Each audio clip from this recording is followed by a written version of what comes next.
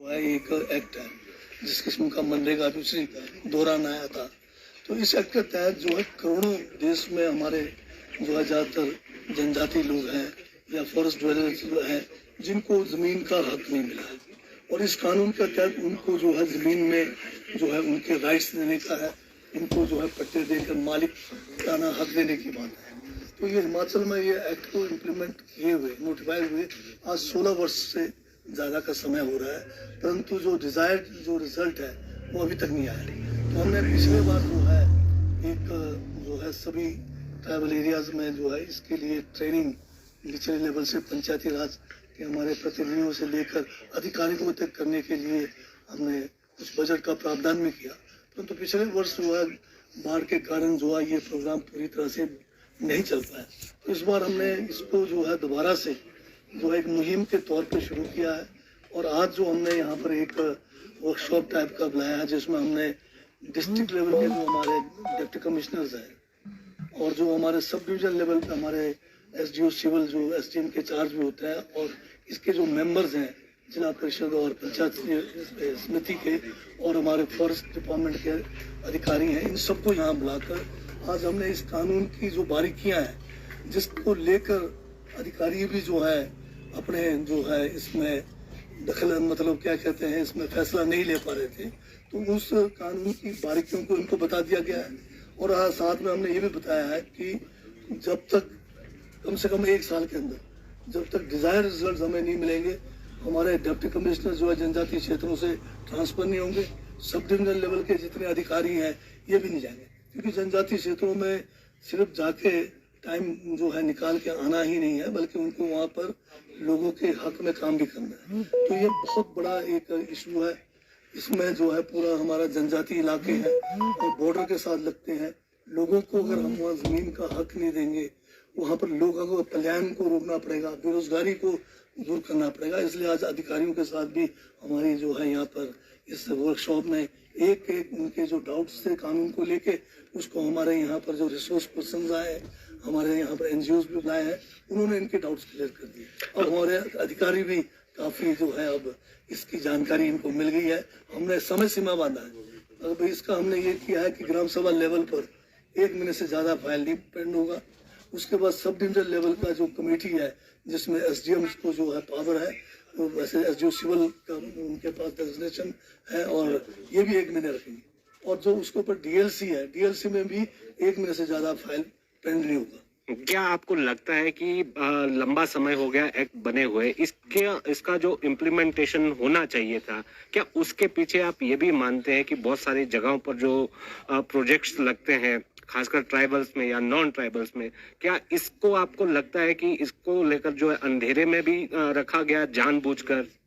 अब ये तो मैं नहीं कह सकता, परंतु जहाँ तक मैंने फील्ड में देखा है कि ये जो कानून जो है बहुत ही मतलब आम आदमी के लिए बना है, बहुत सिंपल कानून बना है, बहुत सारे इसमें जो है कोई पेचीदियां नहीं है, परंतु अधिकारी जो है इसको इम्प्लीमेंट करने के लिए जो है तरह तरह के मतलब नुस्खे लगा रहे थे जो कि कानून में है नहीं।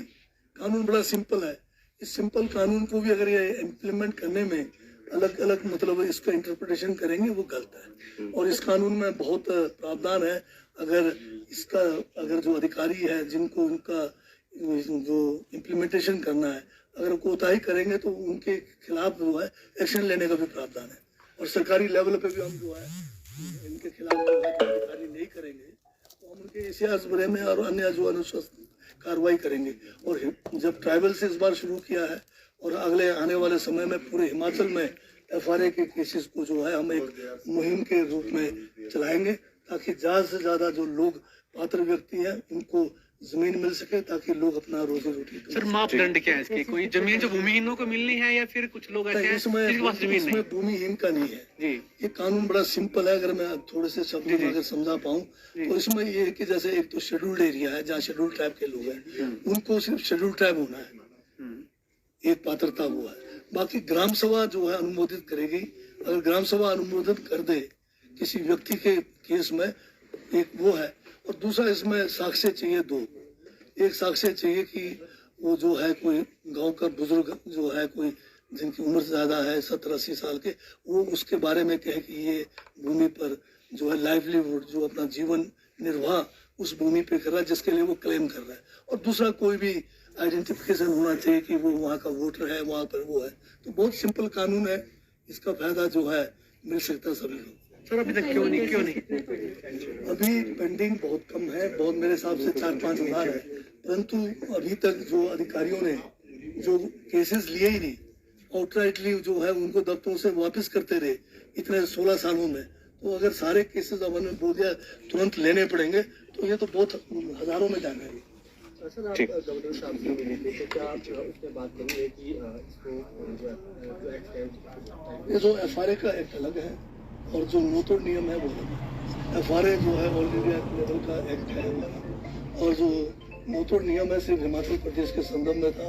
उस समय ये जो है FCA नहीं था, फॉरेस्ट कंजर्वेशन एक्ट जब 1968 में ये किया गया। 1980 तक नोटोड में 20 बीघे से कम लोगों को जमीन देने का प्रावधान था। 80 में जो है FCA जो है पूरे देश में लागू हुआ और 1996 तक हिमाचल में फिर भी मिलता रहा जनजातीय क्षेत्रों में, परंतु सुप्रीम कोर्ट के इसमें मॉनिटरिंग करने से बहुत सख्ती इसमें FCA में किया गया, तो नोटोड मिलना जो है बाकी इलाकों में बंद हो गया। जनजातीय क्षेत्रों में इसको जो है फिर भी खुला रखा था। तो हमने 2014 से लेकर 17 तक FCA को पिछले गवर्नमेंट कांग्रेस के समय में सस्पेंड किया ताकि नोटोड मिले। बहुत सारे लोगों को मिले नोटोड। 18 तक ये कानून था, बीजेपी के गवर्नमेंट ने उसमें जो है एक भी केस जो है नोटोड में नहीं दिया। फिर हमने आंदोलन किया, आंदोलन करने के बावजूद 2020 में 1 साल के लिए फिर सस्पेंड किया, परंतु फिर भी बीजेपी गवर्नमेंट ने जो है एक भी नोटोड का केस जो है स्वीकृत नहीं किया। दोबारा हमारी सरकार भी आई, हमने जो है दोबारा कैबिनेट से प्रस्ताव पास करके माननीय गवर्नर महोदय को प्रेषित किया। जनजातीय सलाहकार परिषद से भी ये प्रस्ताव गया। हमारे माननीय विधायक यहाँ पर हम सब जो है उनसे भी मिले, जो पहले के विधायक थे, जनक राज जी हैं, हम लोग मिले गवर्नर साहब से। मेरा चौथा दौरा है गवर्नर साहब के पास, अभी मैं अकेला भी जाके मिला। तो